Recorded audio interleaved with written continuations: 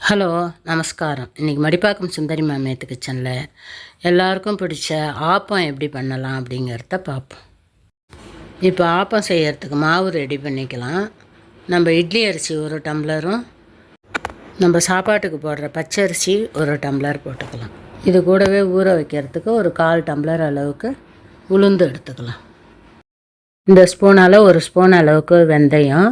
இது ரொம்ப குட்டி ஸ்பூனு, பெரிய ஸ்பூனாக இருந்தால் 1/2 ஸ்பூன் எல்லாத்தையும் ஒரு 2-3 தடவை நல்லா களைஞ்சிட்டு நல்ல தண்ணியை விட்டு ஃப்ரிட்ஜில் வச்சிடலாம். நம்ம மிக்சியில் தான் அரைக்க போகிறோம், அதனால் ஃப்ரிட்ஜில் வச்சுட்டோன்னாக்கா மாவு சூடாகாமல் இருக்கும்.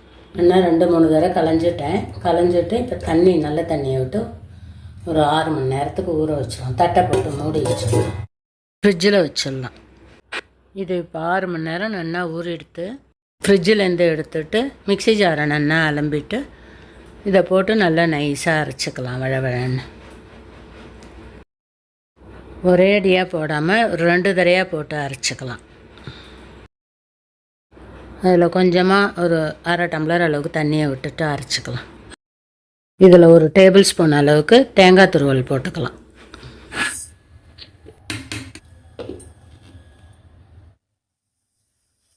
இந்த அளவுக்கு நல்லா நைஸாக அரைச்சிக்கலாம்.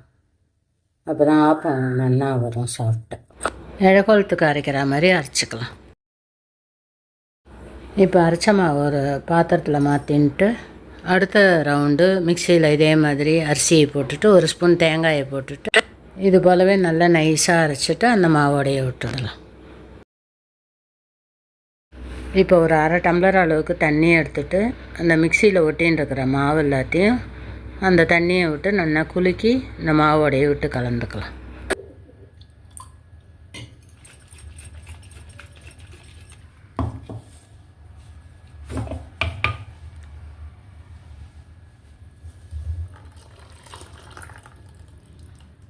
இப்போ இதுக்கு தேவையான அளவுக்கு உப்பை போட்டுட்டு நல்லா கையால் கரைச்சி வச்சிடலாம். அப்போ தான் நல்லா மாவு பொங்கி வரும். கையால் கரைக்கும் போது தான் பொங்கினாதாங்க ஆப்பம் சாஃப்டாக வரும். கரைச்சிட்டு அதை ஒரு தட்டை போட்டு மூடி வச்சிடலாம். அது நைட்டு ஃபுல்லாக வெளியில் தான் இருக்கணும். இப்போ இந்த மாவு நைட்டு ஃபுல்லாக வெளியில் இருந்ததில் நல்லா புளிச்சிருக்கு, பொங்கியும் வந்திருக்கு. இப்போ இந்த மாவு அப்படியே ஆப்பம் ஆற்றோன்னா தடியாக வரும். அதனால் கொஞ்சமாக மாவு எடுத்துகிட்டு கொஞ்சம் தண்ணியை விட்டு கரைச்சிக்கலாம். இப்போ ஆப்பம் பண்ணுறதுக்கு மாவை இந்த அளவுக்கு தண்ணியை விட்டு கரைச்சி வச்சுக்கலாம். இப்போ ஸ்டவ் ஆன் பண்ணிவிட்டு நான் கடாய் தான் போட்டிருக்கேன். இது நல்லா சூடானதுக்கப்புறமா லைட்டாக தண்ணியை தெளித்து டெஸ்ட் பண்ணிவிட்டு நம்ம ஒரு 1.5 கரண்டி அளவுக்கு மாவு விட்டுட்டு அது ஒரு சுழட்டினோன்னாக்க ஓரங்கள்லாம் நல்லா மெல்லிசாகவும் நடுவில் கொஞ்சம் புசுன்னு ஆப்பம் சூப்பராக சாஃப்டாக வரும். மாவை சுழட்டி விட்டுட்டு லைட்டாக கொஞ்சம் ஓரத்தில் எண்ணெய் விட்டுக்கலாம். ஒரு மூடியை போட்டு மூடி வச்சுட்டு அடுப்பை சிம்மிலேயே வச்சுக்கோங்க. ஒரு 2 நிமிஷம் ஆச்சுனாக்கா நல்லா செவந்துடும் ஓரங்கள்லாம். அப்படியே தானாகவே வந்துடும். இது நான்ஸ்டிக்குங்கிறதுனால ரொம்ப ஒட்டாது, அப்படியே ஈஸியாக தானே பேத்துண்டு வந்துடும்.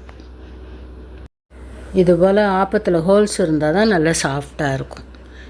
இதுபோல் மீதி இருக்கிற எல்லா மாவையும் நம்ம ஆப்பம் பண்ணி எடுத்துக்க வேண்டியது தான்.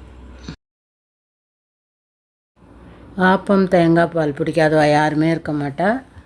இது ஹோட்டலில் தான் போய் சாப்பிடணுங்கிறது இல்லை, ஈஸியாக நம்ம வீட்டிலையே பண்ணிடலாம். இதுபோல் நீங்களும் செஞ்சு பார்த்துட்டு எப்படி வந்ததுங்கிறத கமெண்ட்டில் சொல்லுங்கள். இந்த அளவில் போட்டு பண்ணினேன்னா ஓரம்லாம் நல்லா கிறிஸ்பாக, நடுவில் நல்லா சாஃப்டாக கிடைக்கும் ஆப்பம்.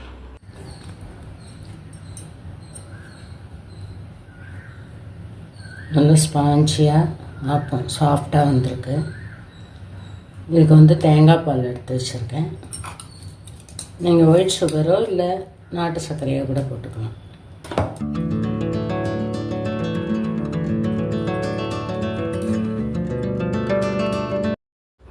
இப்போ டேஸ்டியான சாஃப்டான தேங்காய் பாலோட ஆப்பம் ரெடியாக எடுத்து இந்த வீடியோ உங்களுக்கு பிடிச்சிருந்தா லைக் பண்ணுங்க, ஷேர் பண்ணுங்க, சப்ஸ்கிரைப் பண்ணுங்கள். தேங்க்யூ ஃபார் வாட்சிங்.